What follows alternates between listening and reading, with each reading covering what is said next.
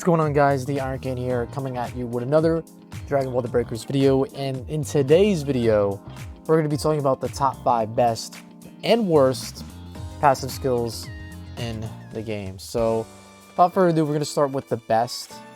And let me go into the training area so we can look at all of them. At number 1, I have... So let me move myself over a little bit. Sorry, guys. I have Barrier Auto Recovery. Where the hell is it? I have it maxed out. Yeah, Barrier Auto Recovery. I think Barrier Auto Recovery is hands down the best skill, the best passive skill in the game, just because if you ever get hurt, it basically just fuck off for a couple minutes, or not minutes, a couple seconds, and you'll get your barrier back for free. They actually buffed this ability. The required time is reduced by 6 if you upgrade it, and it's just very, very reliable. I think it's the best skill in the game in terms of like survivability, because if you get hit and you just screw off for a little bit and you just stay hidden and you stay safe, you'll get your barrier back in no time. That's why I have it at number 1. Now for number 2, I've had this ability equipped since I started playing this game, is VIP Special. Now VIP Special is very, very good just because it decreases the cost of everything that you need to buy in the vending machines, whether it's a soda, whether it's a rocket launcher, whether it's a charge for your dragon change, whatever it is, the price is decreased. Now I probably would also throw in, just to kind of spoil, I didn't throw in the World Champion's Daughter passive ability in the game, in the top 5, just because I never got a chance to use the ability. I never got to pull it myself. But if you guys don't know what it does, it basically gives you 5k Zenny for free at the start of a match. So if you combine that ability with VIP Special, you literally will not even need to collect Zenny.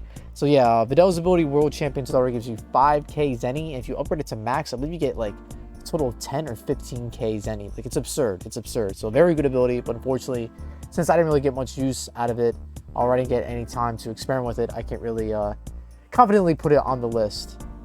So for number 3, if you play really aggressive, you might not use this ability often, but in certain scenarios, this ability really does come in clutch. I have SOS. Now, SOS is a very, very, very good ability, and it even got a buff because I believe they buffed the rate at which it takes to call the escape time machine. They increased the speed, like the flat rate. So combine that with SOS, you'll be calling the escape time machine and getting out of there in seconds without even needing the help of somebody else. So of course, this is assuming that you're losing the game or all the other survivors are dead and the escape time machine pops up. So this ability could technically be pointless and useless if you don't get to a point in the match where you need the escape time machine. So that's why I have it at number 3 and it's not higher on the list, even though it is very, very good. Now at number 4, this ability actually crept up on me. I really didn't think it was that good at first, but I think Mid-Air Jump is a very good ability. It's good for traversing the map. And there were times, like literally during this mushroom section on the first map, where I would either grab a vehicle, or I would have to use my grappling hook, or I'd have to use an active skill to reach parts of these mushrooms, or just like sections of the map that I wouldn't be able to reach regularly. But with the Mid-Air Jump, I'm able to reach them no problem. Now, is this like ability game-changing by any stretch of the imagination? No, it's just kind of a convenience sink, and I do think when it comes to climbing, it's very, very helpful for climbing because you can just be on a wall, jump off, double jump, get back on the wall, jump off, double jump, and kind of repeat that process, and it really speeds up climbing. And I feel like with this ability in the game, it really just negated wall kick entirely, because that's what kind of like wall kick was used for, to like speed up climbing. But now that we have the Mid-Air Jump, or basically the double jump, you don't really need to be using wall kick anymore. I mean, maybe you could combine these abilities, but I don't really know if that's necessary. And last but not least, for number 5 on the best passive skills in the game, I have the Expert Driver Speed Boost. Now, of course, this passive ability doesn't really help all that much if you don't have the Bulma bike equipped. It does, of course, speed up the regular bikes that are around the map, and they're definitely pretty fast if you upgrade this ability to a certain extent. I'm trying to max this one out to get the Bulma bike to be as fast as possible, but if you have this passive equipped with the Bulma bike, you will be flying, dude. And most level 1s and level 2s will not be able to hit you. Like level 3s may be able to, but the Raiders will definitely struggle hitting you while you're on a Bulma bike with this equipped. And of course, it is situational, and you will have to have the Bulma bike equipped to get the best usage out of this. But even so, that is why it's at the lower portion of this list. But I do think for that reason alone, and for it making the Bulma bike as good as it is, I feel like it deserved a spot for number 5 on the top 5 best passives. So for honorable mentions, I put on Sprint. I feel like Sprint is good in theory, but unless you have like these other passive abilities like movement speed boost for the dirt and the asphalt, you're not really going to get the most bang for your buck. Do you move faster? Yes, but if you're using the Bulma bike, you might as well just equip Expert Driver and just like hop on a bike and just ride anyway instead of just running everywhere. So that's why I put Sprint as honorable mentions. It's good, you know, but it's not groundbreaking as much as I would have liked it to have been. And then next we have an ability that's actually not in the skills list. It's a device. So let me pull it up really quick. That is going to be the Emergency Transformation. Now, of course, is this ability useful? I actually used this a lot during the early game just because I feel like it's really good for beginners, just because once you kind of get the timing of how long your barrier lasts, once you get damaged, you don't really need Emergency Transformation. Like, I feel like you kind of outgrow this as you play this game, you know, over time. But for people that are just beginning, I feel like this is a great ability. That way you don't get down during a situation where you shouldn't have. So I feel like it was worth at least mentioning here, right? So moving on, let me go back here into the skills. I'm a bit stronger than you. Now, I feel like this ability has a lot of potential. Basically, if you don't know what it does, while you're near the raider, it increases the recovery speed of the cooldown for the dragon change while you're in the panic state. So that's basically when you're like, your survivor's like cowering in fear and you're very close to the raider. So your dragon change rate of recovery will go up faster when you're very close to the raider. Is it good? But it's a high risk, high reward type ability. But that being said, if you combine it with another ability that also made the honorable mentions, it could be very, very good, and that is Special Service. Now, of course, this is an ability that I pulled, but just to show you that it is an ability in the game and it fucking exists, I'm gonna go pull up the banner that it belongs to. So you see Special Service is a level 5-star passive, and basically what it does, it bumps you up to 9% after your dragon change ends. So instead of starting from 0%, if you upgrade it all the way to 20, you'll start at 9. Combine that with, I think I'm a bit stronger than you, then you'll get your dragon change fairly quickly. But yeah, just because it's only 9%, I feel like that's not that impactful, I put it as an honorable mention. But moving on, I actually have one of my personal favorite abilities that I since dropped is Slide. Now, Slide I feel like is a great ability, and it's really fun to use. I really feel like this shouldn't even be a passive ability. I feel like this should just be like the dodge, like the roll that you have in game. I feel like this should just be part of the survivor's baseline moveset. But unfortunately, it is a passive, and it's good. But it's very situational, right? Because there's not very, like, it's only down on slopes that you can slide. You can't just slide everywhere. You technically can use Slide whenever you like, but you're not really going to get the most out of it unless you're going down a slope, right? So overall, an okay ability, but there are definitely better passives in the game. And this is one that I see a lot of survivors using, even like the higher like ranking survivors using. It's another device, and that is going to be the hovering device. So the way I see most survivors using the hovering device is kind of just jumping and spamming it, and it makes you go a little bit faster. So if you like want to experiment, you basically just jump, pop the hovering device, jump, pop the hovering device, and you'll go a little more fast than just, you know, walking or just dodge rolling everywhere. So for that reason, I feel like it was worth mentioning for honorable mentions, but I don't know if I could really consider it in the top 5 considering how good the other abilities are in the top 5. And last but not least, I had the World Champion's Daughter passive, but we already went over that. So now we're gonna moving on to the worst passive skills in the game, and I think the worst passive skill in the game is Swimming Savant. Now, if you don't know what Swimming Savant does, it basically, I mean, it's pretty obvious. It increases your swimming speed.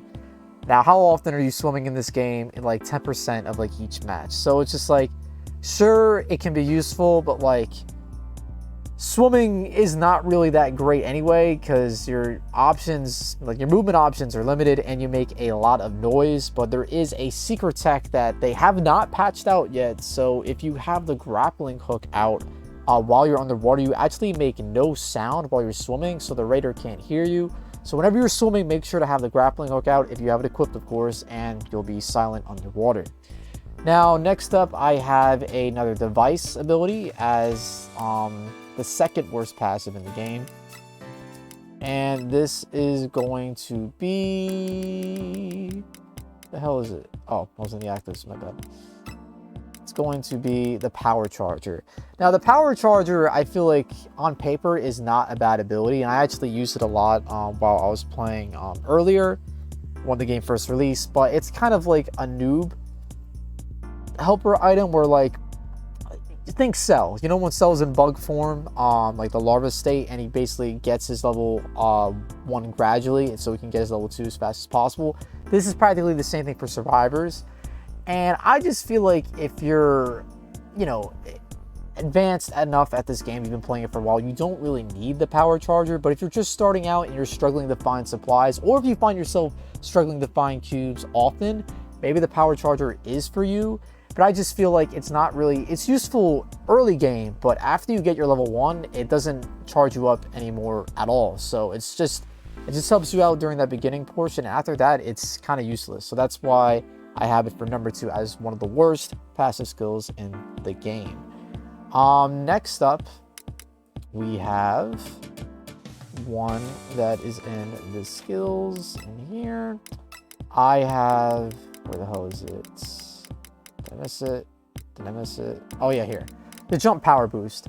Now, like I said, I used the mid-air jump or the double jump in the game, and I had this equipped, and I feel like it did not really benefit my double jump that much at all. And you see, I mastered it. I have it at level 10, and I feel like the increase was not really that noticeable. So, I mean, I don't really have that much bad to say about it, but the fact that it didn't really help my double jump at all, I just feel like it's kind of pointless. So that's why I have it for number 3. Worst. It's definitely not the worst, but it could be a lot better.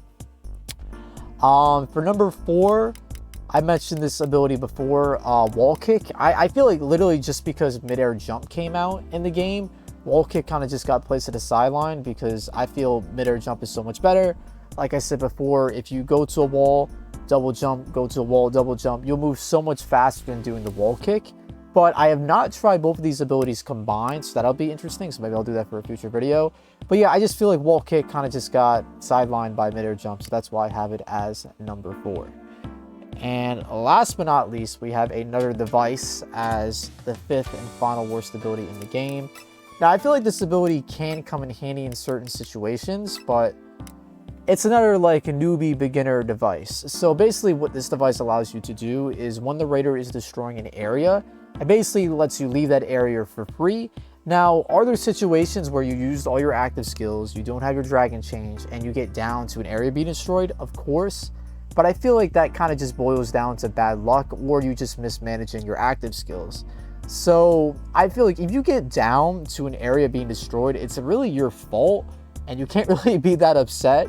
So having this equipped, it's very situational. I mean, I guess the only like plus side I could see to this, like say the raider is destroying an area and there's like civvies, there's crates, or like you want to finish planting the key, but you know you're not going to make it out if you do so.